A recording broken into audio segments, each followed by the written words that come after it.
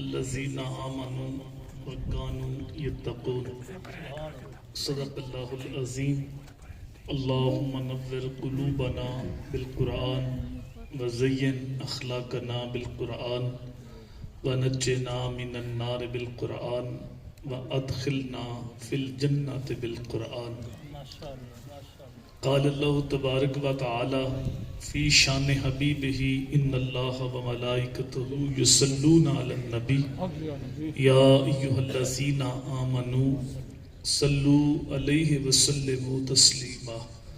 الصلاۃ والسلام علیک یا سیدی یا رسول اللہ وعلی آلک وصحابک وسلم علیک یا حبیب اللہ۔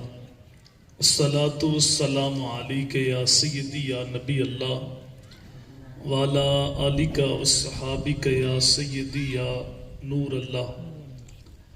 حمد و ثنا اور درود و اسلام کے بعد معزز سامعین کرام، برادران اسلام، نہایت ہی واجب الاحترام ذی وقار علماء کرام، معزز محترم خواتین و حضرات، بالخصوص زینت مسند صدارت مجلس حاضہ قبلہ حافظ صاحب زیدہ مجدہ علمہ عملہ عزتہ و شرفہ، السلام علیکم ورحمۃ اللہ وبرکاتہ۔ السلام ورحمۃ اللہ وبرکاتہ۔ آج کی یہ عرس پاک کی تقریب کی آخری نشست ہے۔ جن بزرگوں کا عرس ہے، حافظ محمد معصوم رحمۃ اللہ تعالی علیہ، حافظ عبداللطیف صاحب رحمۃ اللہ تعالی علیہ، میں ان کی حالات زندگی سے تو واقف نہیں ہوں کہ میں ان کی سیرت اور ان کی شخصیت کے بارے کچھ باتیں آپ کے سامنے رکھوں، لیکن ایک بات عرض کرتا ہوں کہ جن لوگوں نے زندگیاں اپنے رب کے نام وقف کی ہوتی ہیں، وہ دنیا سے چلے بھی جائیں، سینکڑوں سال گزر جائیں، ہزاروں سال گزر جائیں، تو پھر بھی دلوں میں دھڑکن بن کے زندہ رہتے ہیں۔ تو اسی کا ہی تسلسل ہم دیکھتے ہیں جگہ جگہ کہ جن لوگوں نے اپنے آپ کو وقف کیا ہوتا ہے اور پھر اللہ تعالیٰ اس کو مرنے نہیں دیتا۔ فَلَنُحْيِيَنَّهُ حَيَاتًا طَيِّبَةً، اللہ پاکیزہ ستھری زندگی عطا فرماتا۔ موت کو سمجھا ہے غافل، اختتام زندگی یہ ہے شام زندگی، صبح و دوام زندگی۔ جب ہم کسی مجلس میں جاتے ہیں تو مجلس کے آداب کی رعایت جب تک نہ کی جائے تو مجلس کی برکتیں کما حق ہو نصیب نہیں ہوتی۔ ان آداب میں سے ایک ادب یہ ہے کہ جب ہم مجلس میں جائیں تو پہلے آگے جو جگہ ہوتی ہے اس کو ہم پر کر دیں تاکہ بعد میں آنے والا گردن پھلانگ کے آگے نہ آئے۔ تو آپ مہربانی کریں جو درمیان میں خالی جگہ اس کو پر کریں، تھوڑا تھوڑا سمٹ جائیں، جو دور بیٹھے ہیں ذرا کسی کے قرب میں رہ کر بھی اتنی دوریاں اچھی نہیں، تھوڑا تھوڑا قریب آ جائیں۔ اللہ آپ سب کو سلامت رکھے۔ درود پاک پڑھیے۔ یہ بیٹا قریب ہو جائیں، درمیان میں خالی جگہ پر کر دیں، آگے آ جائیں ادھر والے احباب بھی۔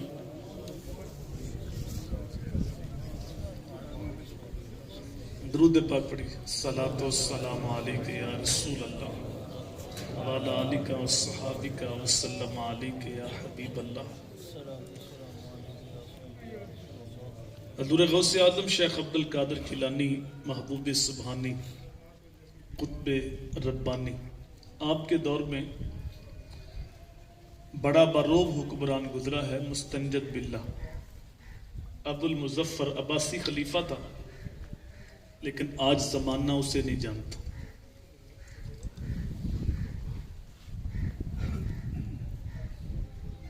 تاریخ کے اوراق ٹٹولنے میں کسی کونے خدرے میں اس کا نام ملتا ہے، لیکن لوگوں کے دلوں میں، لوگوں کے ذہنوں میں اس کے لیے کوئی جگہ نہیں۔ اور غوث اعظم کو بچہ بچہ جانتا۔ مورخین میں سے اگر کوئی مستنجد باللہ ابو المظفر کو جانتا ہے تو بس جانتا ہے، مانتا نہیں۔ غوث عالم کو زمانہ جانتا بھی ہے، زمانہ مانتا بھی ہے، اور یہ میرے رب کا وعدہ ہے کہ مرد و زن میں کوئی بھی ہو جو ایمان کی شرط کے ساتھ نیک اعمال لے کے آتا ہے، ہم اس کو مرنے نہیں دیتے۔ یہ آپ لاہور میں دیکھ لیں، مقبرہ جہانگیر ہے،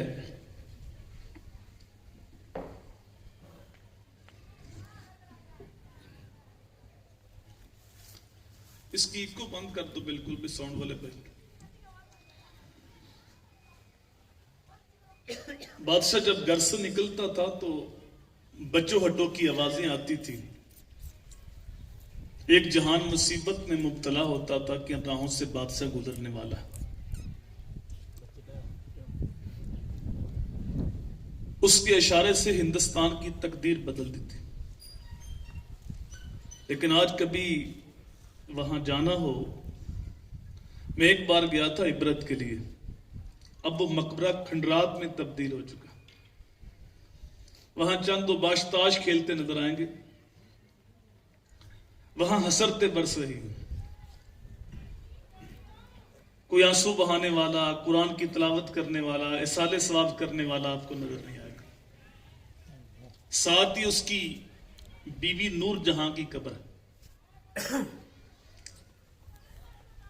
جب بادشاہ تخت پہ بیٹھ کے فیصلہ کرتا تو وہ پیچھے پردے کے بیٹھتی، اگر اس کو فیصلہ نامنظور ہوتا تو پیچھے سے کمر کو ٹھونکتی، بادشاہ اس کا اشارہ پا کے اپنا فیصلہ تبدیل کر لیتا کہ میری محبوبہ کو فیصلہ پسند نہیں آیا۔ اور ساتھ ہی اس کی بیٹی زیب النساء کی قبر ہے جو شاعرہ تھی اور اپنے باپ سے چوری دیوان لکھتی تھی، دیوان مخفی کے نام پہ آج بھی اس کا دیوان اردو بازار سے مل جاتا ہے، اس کا اپنا ہی لکھا ہوا شعر تختی کے اوپر موجود ہے، بر مزار ماں غریباں نہ چراغے نہ گلے، نہ پرے پروانہ سوزت نہ صدائیں بلبلے۔ وہ کہتی ہے ہم غریبوں کے مزار پہ کون آئے گا، بر مزار ماں غریباں نہ چراغے نہ گلے۔ پاک و ہند پر حکمرانی کرنے والے جب قبر میں چلے گئے تو غریب بن گئے، جو لوگوں کے سروں پر حکمرانی کرتے تھے تو جب قبر میں چلے گئے تو آرزو کرتے ہیں کاش کو ہمارے پاس بھی آئے دعا مانگنے کے لیے۔ بر مزار ماں غریباں، یہ وہ ہیں جن کے اشارہ ابرو سے ہندوستان کی تقدیر بدلتی تھی، یہ وہ ہیں جن کے اشارے سے لوگوں کی گردنیں کٹتی تھی۔ بر مزار ماں غریباں، کہ ہم غریبوں کے مزار پہ کون آئے۔ بر مزار ماں غریباں نہ چراغے نہ گلے، نہ کوئی یہاں پھول ڈالنے کے لیے آئے گا اور نہ کوئی یہاں چراغ جلانے کے لیے آئے گا، نہ پرے پروانہ سوزت نہ صدائیں بلبلے، نہ کوئی یہاں پروانہ بن کر جلنے کے لیے آئے گا اور نہ کوئی یہاں بلبل گیت گانے کے لیے آئے گا۔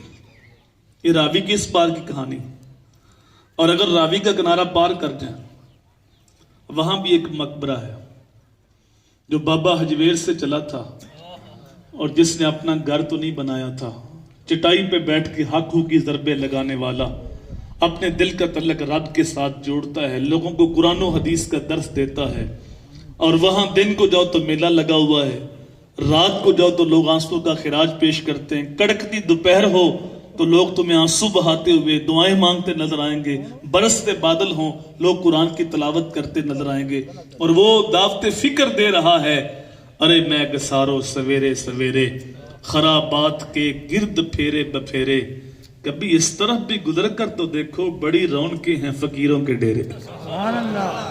یہاں تو لکھا ہوا ہے بر مزار ماں غریباں، اور وہاں لکھا گنج بخش فیض عالم مظہر نور خدا، ناک سارا پیر کامل کام لارا رہنا۔ تو یہ میرے رب کا وعدہ ہے، یہ ہے زندگی دونوں کی، اور یہ موت، مرنے کے بعد ایک غریب بن گئے اور ایک مرنے کے بعد خزانے تقسیم کر۔ تو جو اللہ والے ہوتے ہیں وہ صدیاں گزر جانے کے باوجود دلوں میں دھڑکن بن کے زندہ رہتے ہیں، اور یہ میرے رب کا وعدہ ہے۔ ایک ہے اولیاء اللہ کی کرامات، ان کی شان تو آپ سارے جانتے ہیں کہ جو اللہ کا ہو گیا اس سے بڑی شان کیا ہو سکتی ہے، جو اللہ کا ہو گیا اللہ اس کا ہو گیا۔ اور ایک ہے اولیاء اللہ کی پہچان، کہ اللہ کا ولی کہتے کسے. اس دور سے میں اور آپ گزر رہے ہیں, اس دور میں ہمیں پہچان کرنی چاہیے کہ اللہ کے ولی ہیں کون. جس چیز کی ڈیمانڈ ہوتی ہے نا مارکیٹ کے اندر, تو اس کے 2 نمبر 3 نمبر 4 نمبر آتے ہیں. کیونکہ اولیاء اللہ کی ڈیمانڈ ہے, یہ اللہ کی جماعت ہے, تو ہمیں پہچان ہونی چاہیے کہ اللہ والے ہیں کون. عموماً جب گفتگو ہوتی ہے تو اسی آیت پہ ہوتی ہے الا ان اولیاء اللہ لا خوف علیہم ولا هم یحزنون. یہ اولیاء اللہ کی شان ہے, ان کی عظمت ہے, نہ انہیں خوف ہے نہ وہ غمگین ہوں گے. لیکن ہیں کون, اس کے آگے جو ان کی پہچان بیان کرتی گئی, الذین آمنوا وکانوا یتقون. ولی وہ ہیں جو ایمان والے ہیں اور تقوی والے ہیں. ایمان اور تقوی جب 2 خوبیاں ایک پیکر میں جمع ہوتی ہیں تو اللہ کا ولی بنتا. تقوی کیا ہے؟ بعض نے کہا گناہوں سے قلبی نفرت کا نام تقوی ہے. دل میں گناہ کے بارے نفرت پیدا ہو جائے. بعض نے کہا نیکی کی طرف قلبی رغبت کا نام تقوی ہے. اس کو کھینچ کے محنت کر کے تکلف کر کے اچھائی کی طرف نہیں لانا پڑتا, بلکہ زندگی کا سکون ہی اچھائی کے اندر. بعض نے کہا جہاں اللہ نے حاضر ہونے کا حکم دیا ہے وہاں بندہ غیر حاضر نہ ہو, اور جہاں اللہ نے غیر حاضر ہونے کا حکم دیا وہاں بندہ حاضر نہ ہو. جس کی زندگی اس ڈب سے گزر گئی سمجھو اس کو تقوی کا نور مل گیا. لیکن شیخ جہانگیر سمنانی علیہ رحمہ بڑے پتے کی بات لکھتے ہیں, فرماتے ہیں نیکی کرنے کے باوجود لمحہ لمحہ اللہ کی ذات سے ڈرنے کا نام تقوی ہے, کہ پتہ نہیں اس بے نیاز نے میری نیکی قبول بھی کی ہے یا کہ نہیں. پڑھنے اتے مان کرینا تے نہ آنکھی میں پڑھیا, او جبار کہار صداوے متا روڑ دے وے دودھ کڑے. انسان عمل کرے اور عمل کرنے کے باوجود روئے کہ پتہ نہیں اس بے نیاز نے میرے عمل قبول بھی کیے یا کہ نہیں. اس امت کے سب سے بڑے ولی صحابہ ہیں, اور صحابہ میں افضل صحابہ شیخین ہیں. حضرت عمر وہ عظیم صحابی ہیں جن کی عظمت کی گواہی قرآن بھی دیتا ہے اور میرے نبی کا فرمان بھی دیتا ہے. آپ کی عظمت کو بیان کرتے میرے حضور فرماتے ہیں اللہ نے عمر کے دل اور زبان پہ حق کو جاری کر دیا. عمر جب بولتے حق ہی بولتا. شان یہ بیان کی لو کانا بادی نبی لکانا عمر, میرے بعد نبوت کا دروازہ بند ہے, اگر میرے بعد کو نبی ہوتا تو عمر فاروق ہوتا. الشیطان یفر من ذل عمر, فرمایا میرا عمر اتنا پاک ہے شیطان بھی ڈر کے بھاگ جاتا. جس نے جنتی دیکھنا ہو میرے عمر کو دیکھو, قطعی جنتی ہے, دونوں جنت کی ضمانت دی. اشرا مبشرہ میں دوسرا نام ہے, یہ عظمت ہے. اور احتیاط زندگی فرماتے ہیں اگر کوئی بکری کا بچہ بھی بھوکا مر گیا نا تو قیامت کے دن عمر سے پوچھا جائے گا. انداز حکمرانی ہے. لیکن صحابہ نے یہ منظر دیکھا کہ آپ عید کے دن بھی رو رہے تھے. صحابہ نے پوچھا حضور آج تو عید ہے, ہر بندہ خوش ہے, آپ کیوں آنسو بہاتے ہو؟ فرمایا ہاذا یوم العید وہذا یوم الوعید.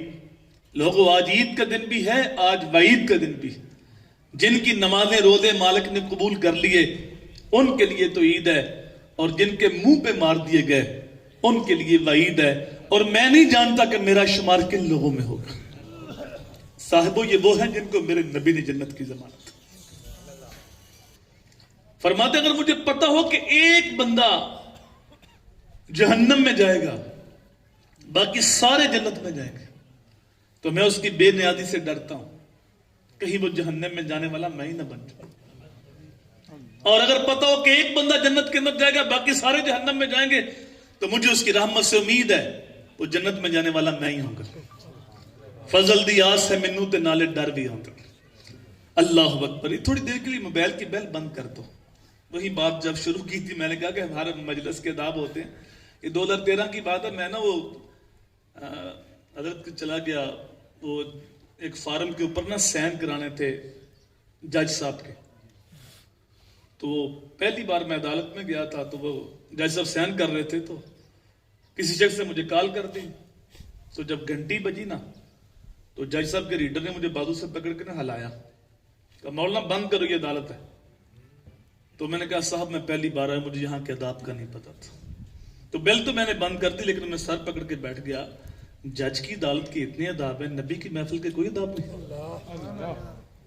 میں تو پہلی بار یہاں آیا ہوں, تو ہم مسجد میں ہر روز آتے ہیں, تو اللہ کے گھر کے کوئی آداب نہیں. تو کوشش کیا کرو جب مسجد میں آؤ, محفل میں آؤ, تو موبائل یا اس کی بیل بند کر دیا کرو, بعد میں بندہ رابطہ کر لیتا ہے, تاکہ ہمیں ادب ہی تو دین ہے. علامہ اقبال نے جب اپنے بچے کو جوید کو نصیحت کی تو ان میں کہتے ہیں کہ یہ میں 2-3 گھنٹے بیان کروں, یہ دین ہے, یہ دین ہے. اقبال کہتے ہیں 2 لفظوں میں سن, دین سراپا سوختن اندر طلب, انتہاش عشق آغازش ادب. کہا بیٹا سارے کا سارا دین طلب محبوب میں جلنے کا نام ہے, ادب سے شروع ہوتا ہے, عشق پہ ختم ہو جاتا ہے. تو اگر ادب ہی نہیں ہے تو پھر وہ پیچھے رہا گیا. تو ہمیں ادب کا لحاظ رکھنا چاہیے.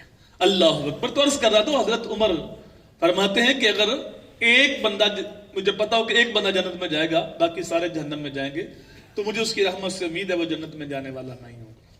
اور اگر پتا چلے کہ ایک بندہ جہنم میں جائے گا, باقی سارے جنت میں جائیں گے, تو اس کی بے نیازی سے ڈرتا ہوں کہیں وہ جہنم میں جانے والا میں نہ ہو. الایمان بین الخوف والرجا, ایمان خوف اور امید کی درمیانی کیفیت کا نام. فضل دی آس ہے منو تے نالے ڈر بھی ہوتا ہے. ہم اگر اپنے بزرگوں کو دیکھیں کہ خوف خدا کا عالم کیا تھا, ساری رات مصلی پہ گزارنے والا. یبیتون لربہم سجدا و قیاما, کبھی سجدے میں رات گزر جاتی ہے, کبھی قیام میں گزر جاتی ہے, لیکن اس کے باوجود روتے. جنید بغدادی لے رہا فرماتے ہیں میرے شیخ اور میرے پیر حضرت سری سکتی نے مجھے تنہائی میں بلایا اور کچھ نصیحتیں کی. ان میں ایک نصیحت ایسی تھی, میرے پاؤں نیچے زمین نکل گئی. کہا بیٹا جنید جب میں مر جاؤں تو مجھے بغداد کے باہر دفن کرنا, بغداد کے اندر نہ دفن کرنا. تو میں نے عرض کی حضرت کیوں, آپ کی قبر تو مرجع خلائق ہوگی, محبین قبر کو دیکھ کر آنکھیں ٹھنڈی کریں گے, اور آپ یہ بات کی ارشاد فرما. تو رو پڑے سری سکتی, کہا لوگوں کا میرے بارے حسن ظن بڑا ہے, تو میں ڈرتا ہوں کہیں بغداد کی مٹی مجھے قبول کرنے سے انکار ہی نہ کرتے. یہ وہ ہیں جن کی راتیں قیام میں گزرتی, کبھی سجدوں میں گزرتی. یہ ہے ملائت, عمل کرنے کے باوجود رونا کہ پتہ نہیں اس بے نیاز نے میرے عمل قبول بھی کیے یا کہ نہیں. اللہ اکبر. حضور صلی اللہ علیہ وسلم سے پوچھا کہ یا رسول اللہ ولی کون ہوتا ہے, تو میرے حضور نے 2 لفظوں میں ارشاد فرمایا, الذین اذا رؤوا ذکر اللہ. فرمایا ولی وہ ہے جب تم اس کے چہرے کو دیکھو تمہیں خدا کی یاد آ جائے. سبحان اللہ. جس کے چہرے کی زیارت سے اللہ کی یاد آئے, سمجھو اس کا سینہ ولایت کے نور سے منور ہے. یہ جو اللہ کی حدوں کو توڑنے والے ہیں, یہ جن کی وضاحت بھی رسول کریم صلی اللہ علیہ وآلہ وسلم کی شریعت کے مطابق نہیں ہے, جن کی حلیے, اور ہم جب ان کا تذکرہ کرتے ہیں تو وہ کہتے ہیں 2 نمبر پی رہے ہیں, جعلی پی رہے ہیں, ڈبہ پی رہے ہیں. حالانکہ یہ لفظ ان کے لیے صحیح نہیں ہے. جو شریعت کے مسلمہ اصول ہیں وہ ان کا نہ صرف انکار کرتے ہیں بلکہ ان کا مذاق اڑاتے ہیں. دیکھیں ایک من دودھ ہے, اس کے اندر آپ 5 کلو پانی ڈال دیتے ہیں, تو آپ کہہ سکتے ہیں دودھ ہے لیکن خالص نہیں. لیکن 5 کلو دودھ میں آپ من پانی ڈال لیتے ہیں تو اس کو آپ دودھ کا نام نہیں دے سکتے, وہ تو کچی لسی بھی نہیں. تو ایک بندہ 6 سال غسل ہی نہیں کرتا, ایک بندہ 2 سال ناخن ہی نہیں کاٹتا, اس کے لمبے لمبے بال ہیں جو جٹ گئے, لٹیں بن گئی ہیں, غسل فرض ہو جائے تو پاک نہیں ہو سکتا. تو وہ 2 نمبر نہیں ہے, وہ زندیق ہے, وہ دین کا ڈاکو ہے, لٹیرا ہے, راہزن ہے. نگہباں بن کر جو اہل چمن کی آبرو لوٹے, چمن والو عقیدت چھوڑ دو ایسے نگہباں کی. ایسوں کے ساتھ ہمارا کوئی تعلق نہیں. جو شریعت کی بنیادی حدوں کا انکار کر دیتا ہے. کتنے ایسے لوگ آپ کو ملیں گے کہتے ہیں لوکا دی 5 والے ساڈی ہر ویلے. کوئی کہتا ہے کوٹ کوٹ پیتیاں تے رب نال گلاں کیتیاں, کوئی کہتا ہے نہ نیتی نہ قضا کیتی, کوئی جو ہے وہ پی کے کچھ تو ولی کے نعرے مارتا, کہتا ہے پہلے لوگ بھی مستی میں رہتے تھے, ہم بھی مستی میں رہتے. اور بابا وہ توحید کی مستی ہے, طیبہ سے منگائی جاتی ہے, سینوں میں چھپائی جاتی ہے. توحید کی میں پیالوں سے نہیں, وہ نظروں سے بلائی جاتی ہے. تے پوچھ انہاں نوں جنہاں پیتی پھر نال انہاں کی بیتی اکھاں رون تے دل یاد کرے جنہاں پیتی سی نہیں کیتی جنہاں نال یقین دے نیتی انہاں پھر قضا نہیں کیتی جنہاں اد وچکارے توڑ دیتی تئی نیتی تئی نہ نیتی حضرت علی کی تو ایک نماز قضا ہوئی تھی آنکھوں میں آنسو آ گئے تھے حالانکہ جو قضا ہوئی تھی وہ غفلت کی قضا نہیں ہوئی تھی ہماری جو قضا ہوتی ہے غفلت میں ہوتی ہے اور مولا علی کی قضا اطاعت رسول میں تھی حضور کا سر انور گود میں تھا حضور کے چہرے کی زیارت کر رہے تھے نمازیں گھر قضا ہوں پھر ادا ہوں نگاہوں کی قضائیں کا پدا تو پھر قضا پڑھ لیتے روئے کیوں تھے قضا ہوئی تو حضور کے لیے ہوئی اور اللہ نے قرآن میں کہا میں یؤتی الرسول فقد اطاع اللہ جس نے رسول کی اطاعت کی اس نے اللہ کی اطاعت کی تو آپ قضا پڑھ لیتے روئے کیوں تھے میرے بھائی روئے اس لیے تھے کہ علی نے کبھی قضا پڑھی نہیں تھی کبھی قضا ہوئی نہیں تھی یہ پہلا موقع تھا قضا ہوئی تو اتنا دکھ ہوا کہ آپ رو پڑے پھر میرے حضور نے سورج کو واپس پلٹایا علی نے اس دن بھی قضا نہیں پڑھی اس دن بھی ادا ہی پڑھی تو یہ کیسے علی کے نعرے مارنے والا نماز کے قریب نہیں جاتا کہتا ہے میں علی کا ملنگ ہوتا ہوں یا میں علی والا اللہ اکبر اگر ہم امام حسین کے نام کی نیاز دلوائیں ان کے اصالہ ثواب کے پروگرام کریں لیکن ان کے مشن کو بھول جائیں کہ اتنی بڑی قربانی انہوں نے بس اس لیے دی تھی کہ ہم سال کے بعد ایک دیگ پکا دیں یا سبیل لگا دیں امام حسین جنتی جوانوں کے سردار اور یہ فیصلہ بچپن میں ہو چکا اور فیصلہ کرنے والی رب کی ذات ہے اور رب کی شان یہ ہے لا تبدیل لکلمات اللہ اللہ کی باتیں تبدیل نہیں ہوتی لیکن ظہر کا جب وقت ہوتا ہے تو امام حسین جھنڈا بردار سے کہتا ہے شمر سے کہو جنگ روک میں نے نماز پڑھنی حالانکہ اس دن وہ نماز نہ پڑھتے تو ان کی عظمت میں کوئی کمی نہیں آنی تھی لیکن یہ پیغام میرے لیے تھا پیغام صاحبو آپ کے لیے تھا کہ حسین کو ماننے والے حسین کی محبت کا دم بھرنے والوں اپنے آپ کو حسینی کہنے والوں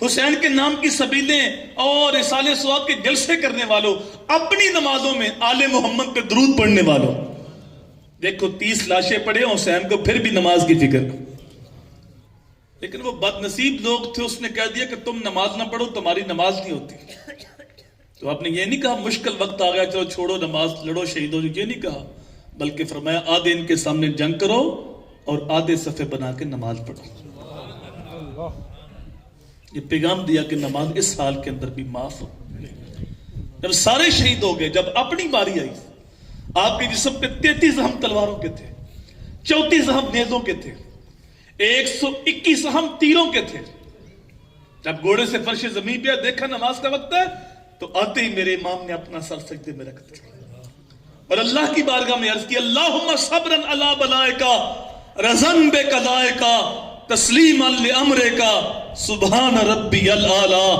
اے میرے مالک جو تیرا حکم تھا میں نے پورا کیا جو آزمائش آئی اس پہ میں نے صبر کیا میں تو گھر کا گھر کٹا کے جو آ سکتے تھے بیچ کے جو آ نہیں سکتے تھے ان کو ہاتھوں پہ اٹھا کے تیری بارگاہ میں قربانیاں دی ہیں میں سب کچھ قربان کرا کے تیرے اوپر راضی ہوں تو بتا تو بھی حسین پہ راضی ہوا کہ نہیں ہوا واضح اس پیاسے پر علی شیر خدا کو ناز ہے اس نواسے پر محمد مصطفیٰ کو ناز ہے سجدے اوروں نے کیے پر اس کا عجب انداز ہے اس نے وہ سجدہ کیا جس پر خدا کو ناز ہے اگر نام حسین کا لیں اور ہم نماز کے قریب نہ جائیں اگر نام علی کی محبت کا دم بھریں اور کہیں کہ نماز ہم نے دل کی نیتی ہوئی ہے یہ دکھاوے کی نماز ہے تو ہمیں بار بار سوچنا چاہیے کہ ہم کہاں کھڑے تو ولی ہو اور نماز نہ پڑھے یہ کیسے ہو سکتا ہے تو فرمایا ولی کون ہوتا فرمایا وہ جس کے چہرے کو دیکھو اس کے چہرے کا نور تمہیں بتائیے اللہ کا ولی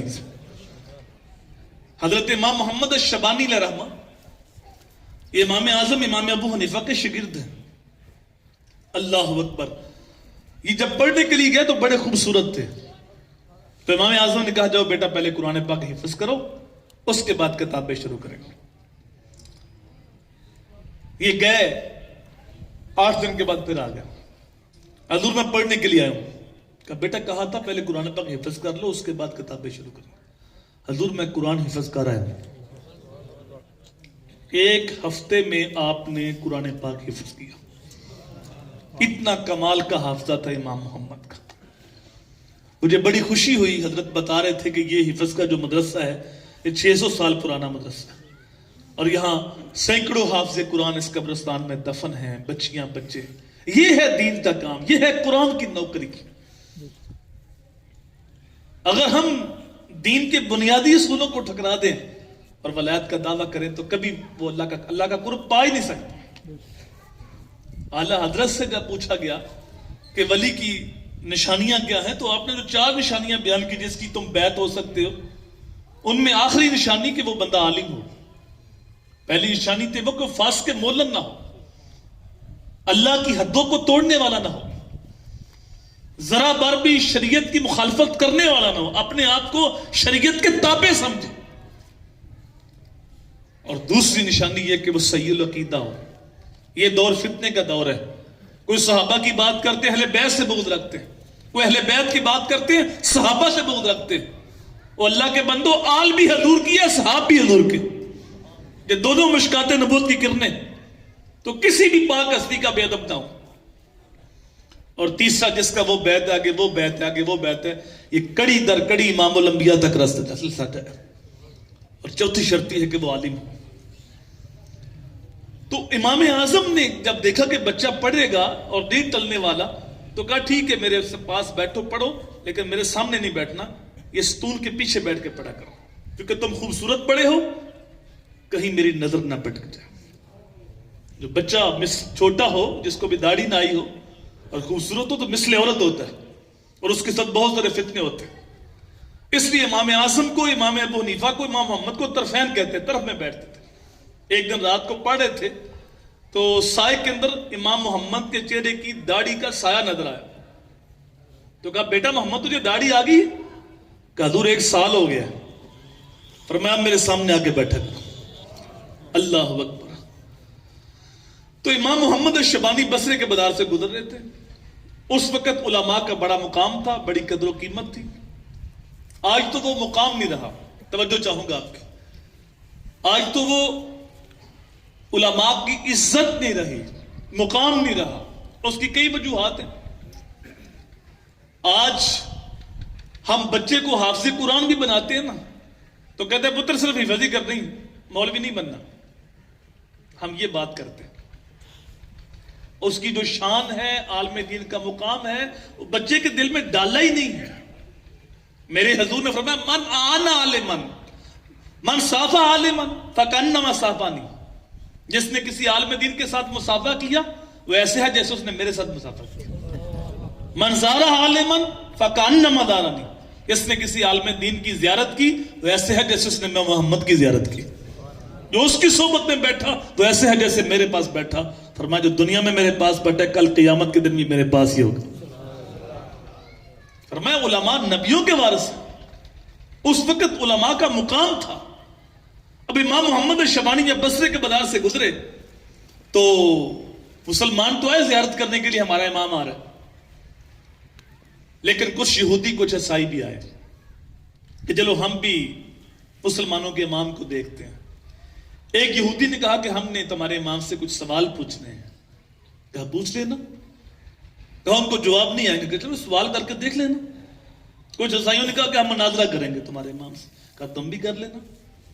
اب بصرے کا بازار بھرا ہوا ہے، ادھر بھی لوگ کھڑے ادھر بھی لوگ کھڑے. امام محمد الشیبانی گھوڑے کے اوپر سوار، چہرے پہ داڑھی کا حالہ ہے، سر پہ امامے کا تاج، سنت کے مطابق لباس، کتابیں ساتھ، شاگردیں ساتھ، شان کے ساتھ. امام محمد جب گزرے تو وہ جو مناظرہ کرنے آئے تھے، وہ جو سوال پوچھنے آئے تھے، جب چہرے کو دیکھا سارے سوال بھول کر لبوں پہ کلمہ جاری ہو گیا. تم نے مناظرہ کرنا تھا، تم نے سوال پوچھنے تھے، تم کلمہ پڑھ رہے ہو. کہا مسلمانوں کیا پوچھتے ہو؟ جب ہم نے امام محمد کا چمکتا چہرہ، روشن پیشانی، سر پہ امامے کا تاج، یہ سنت کا پیکر دیکھا ہے، ہمارے دل نے گواہی دی ہے مسلمانوں کے چھوٹے محمد کی یہ شان ہے، بڑے محمد کا مقام کیا ہوگا؟ یہ شان ہے خدمت گاروں کی، سرکار کا عالم کیا ہے. دیکھنے والے کہا کرتے ہیں اللہ اللہ، یاد آتا ہے خدا دیکھ کے صورت تیری. اللہ زین ازار ذکر اللہ. فرمایا ولی وہ ہے جب تم اس کے چہرے کو دیکھو تمہیں خدا کی یاد آ جائے. اور انہی کا جب جنازہ اٹھا امام محمد الشیبانی کا، پورا بصرہ امڑا، 6 لاکھ بندہ جنازے کے ساتھ ملا. اس وقت میڈیا کا دور نہیں تھا، آپ کی چارپی کے ساتھ لمبے لمبے بانس بندے ہوئے تھے، مسلمان بار بار کے ہاتھ لگا رہے تھے، کندھا دے رہے تھے۔ جب یہ جنازے کا جلوس گزرا تو عیسائی یہودی بھی دیکھنے لگے کہ مسلمانوں کا امام جا رہا ہے، چلو آخری رسومات کے اندر ہم بھی شامل ہوتے ہیں۔ تاریخ گواہ ہے جس عیسائی کا ہاتھ بانس کو لگ گیا، جس یہودی کا کندھا بانس کو چھو گیا، اس کے دل سے کفر کا زنگ اتر گیا اور وہ کلمہ پڑھ کے مسلمان ہو گیا۔ یہ تھے ہمارے بزرگ جن کی میتیں بھی لوگوں کو دین دیتی تھی، جن کی میتیں بھی لوگوں کو کلمہ دیتی تھی، اور آج ان کی زندہ لاشیں اگر دین سے دور کریں، ان کے کردار کو دیکھ کر لوگ بازن ہو جائیں، تو پھر دیکھنا چاہیے کہ ہم ان کے پاس جاتے کیوں ہیں، جو شریعت کی مخالفت کرنے والے، جو اللہ کی حدوں کو توڑنے والے، ان کے ساتھ ہمارا تعلق کیا ہے؟ حضرت سلطان باہو عارفین علیہ رحمہ، تقسیم ہند سے قبل کی کہانی ہے، اس وقت ہندو طبیب یہاں بہت بستے تھے، تو آپ ایک بار بیمار ہو گئے، تو ایک ہندو طبیب آیا، اس وقت نبض دیکھ کے مرض کو تشخیص کرتے تھے، تو اس نے نبض پہ جب ہاتھ رکھا نا، اس کی زبان پہ کلمہ جاری ہو گیا، اس کے ایمان کی نبض چل پڑی۔ ایک اور ہندو طبیب آیا، اس کو بھی اللہ نے ایمان کی دولت سے مالا مال کر دیا، لیکن حضرت کو آرام نہ آیا، تو ان کا جو استاد تھا حکمت کا، تو اس کے پاس مریدین پہنچے کہ حضرت کو آرام نہیں آ رہا، آپ آئیں۔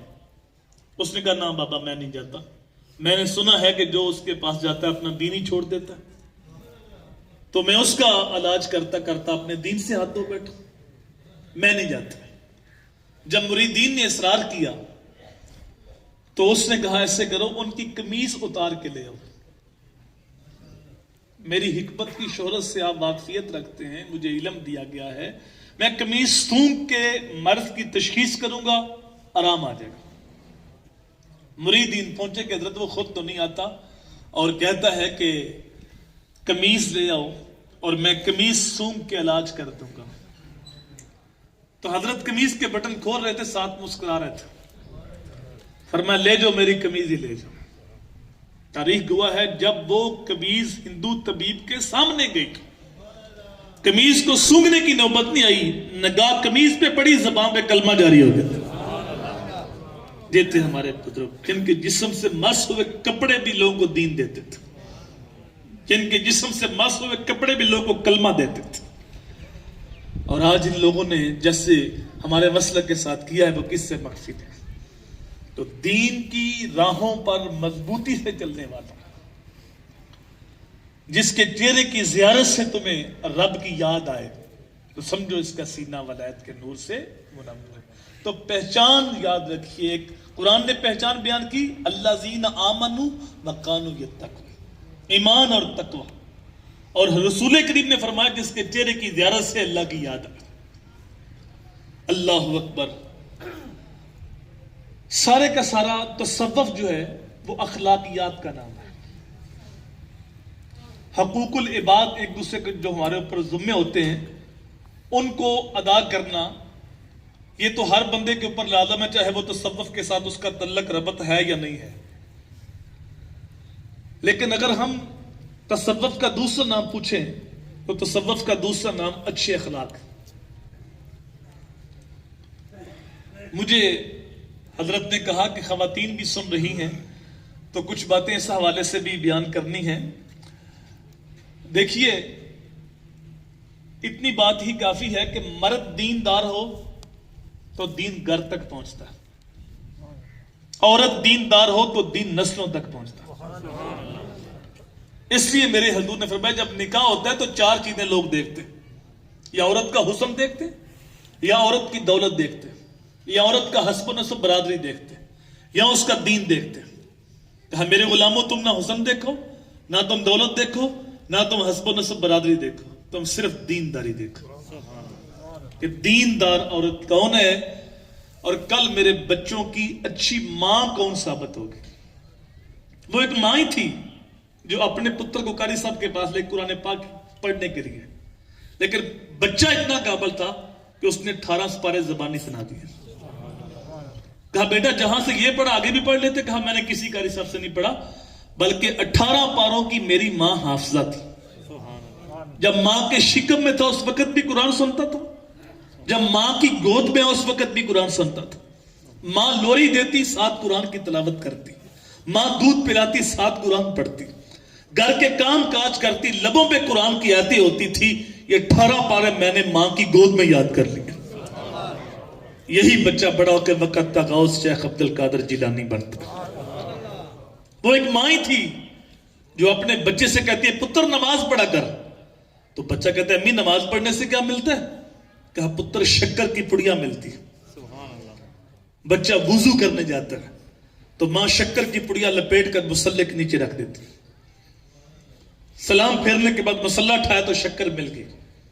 جب بچے کو ہر روز بن مانگے 5 وقت شکر ملنے لگی تو بچہ نماز کا عادی بن گیا. ایک دن ماں شکر رکھنا بھول گئی، کسی کام گئی تھی، آتے ہوئے دیر ہو گئی. جب نماز کا وقت ہوا تو رب کی بارگاہ میں جولی پھیلا کے عرض کرتی ہے باری تعالیٰ میں نے بڑی محنت کے ساتھ بچے کے دل میں نماز کی محبت پیدا کی ہے، میری محنت کو ضائع نہ کرنا. آنکھوں میں آنسو لے کے تیز تیز قدم اٹھاتی رب کی بارگاہ میں التجا کرتی. گھر پہنچی اور گھر آتی کہا بیٹا اٹھو نماز پڑھ لو. پتر نے کہا امی آپ گھر میں نہیں تھی، میں نے نماز پڑھ لی ہے، لیکن امی جان آج تو نماز کا سرور بھی الگ تھا، آج شکر کا ذائقہ بھی الگ تھا. ماں شکر رکھنا بھول گئی تو رب نے شکر عطا کر دی. یہی بچہ بڑا ہو کے بابا فرید گندے شکر بنتا، چشتیوں کا بادشاہ بنتا. گود ماندی ہے درسگاہ پہلی، اتھو زندگی دا نسب العین بنتا ہے. اتھو داتا خواجہ فرید بن کے دکھی دلان دے واسطے چین بنتا ہے. شرم و حیا دی ماں جے ہوئے پیکر پھر پتر بھی غوث ثقلین بنتا ہے. سیدہ خاتون جنت جے ماں ہوئے تاہر پھر لال بھی صحیح حسین بنتا ہے. تو ماں اگر دیندار ہو تو دین پہ نسلوں تک جاتا ہے. اسی طرح کچھ ذمہ داریاں مرد کی ہیں، کچھ ذمہ داریاں عورت، کچھ حقوق مرد کے ذمے ہیں، کچھ حقوق عورت کے ذمے ہیں. رسول کریم صلی اللہ علیہ وآلہ وسلم نے ایسی مثال کے ساتھ سمجھایا، اس سے بہتر سمجھانے کی مثال کوئی ہو ہی نہیں سکتی. مجلس رسول لگی تھی، ایک صاحب آئے یا رسول اللہ میرا اونٹ دیوانہ ہو گیا، اونٹ پاگل ہو گیا. اتنا بڑا جانور جب دیوانہ ہو جائے تو بڑا نقصان کرتا ہے. اب ہمارے پاس کوئی آگے نہیں کہتا کہ ہمارا بیل تنگ کر رہا ہے، ہمارا گدھا تنگ کر رہا ہے. ان کو پتا کہ یہ لوگ مسئلے بتاتے ہیں، ان چیزوں کا علاج نہیں دیتے.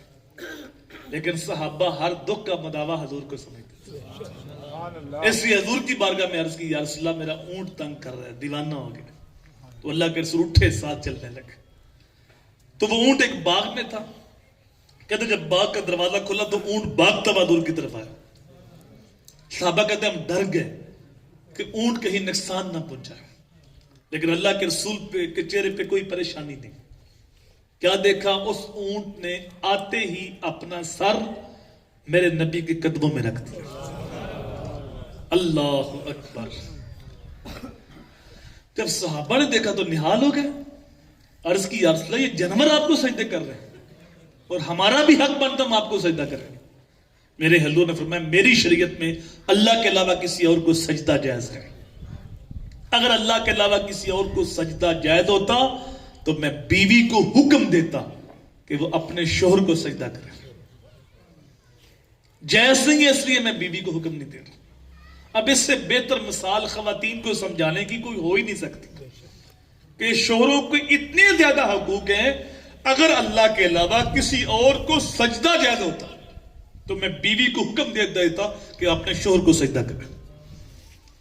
اب یہاں رک کر ایک اور بات کروں. جب بیوی شوہر کو سجدہ نہیں کر سکتی اور امتی نبی کو سجدہ نہیں کر سکتا تو اگر کوئی موٹا ہٹا کٹا پیر اپنے آپ کو سجدہ کروائے تو وہ دین کا ڈاکو تو ہو سکتا ہے لیکن پیر نہیں ہو سکتا. اللہ کے علاوہ کسی اور کو سجدہ جائز نہیں. اور ادھر مردوں کو سمجھاتے ہوئے کہا کہ اگر بیوی کی کوئی بات تمہیں ناپسند ہے تو اس کی کوئی ایسی بات بھی ہوگی جو تجھے پسند ہوگی تو ناپسند کو نظر انداز کر دو. اور دوسرے مقام میں فرمایا خیرکم خیرکم لأہلی وانا خیرکم لأہلی.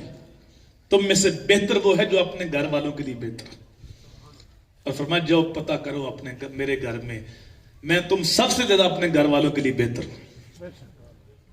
جب حضور کا وصال ہوا اس وقت میرے حضور کے نکاح میں 9 بیویاں تھیں، لیکن کسی ایک کو بھی حضور پہ شکایت نہیں تھی. حضور نے سب کے حقوق پورے کیے، کسی ایک کو بھی شکوہ کو شکایت نہیں تھی. تو فرمایا تم میں سے بہتر وہ ہے جو اپنے گھر والوں کے لیے بہتر. تو مردوں کو ذمہ داریاں دی کہ عورتوں کے ساتھ اچھے اخلاق کے ساتھ رہیں، اور عورتوں کو ذمہ دی کہ وہ اپنے شوہروں کے حقوق کا خیال کریں.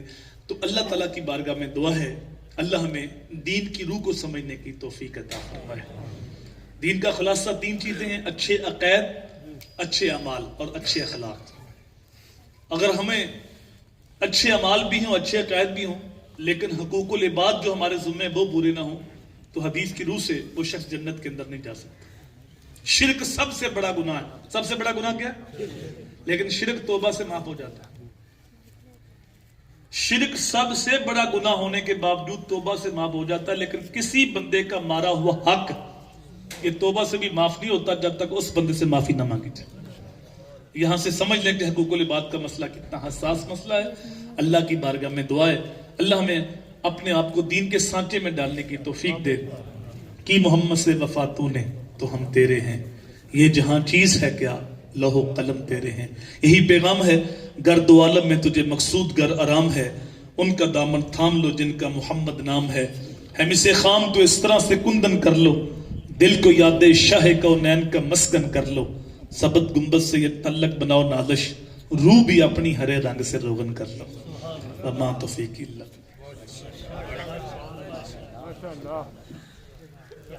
ماشاء اللہ، بارک اللہ. اللہ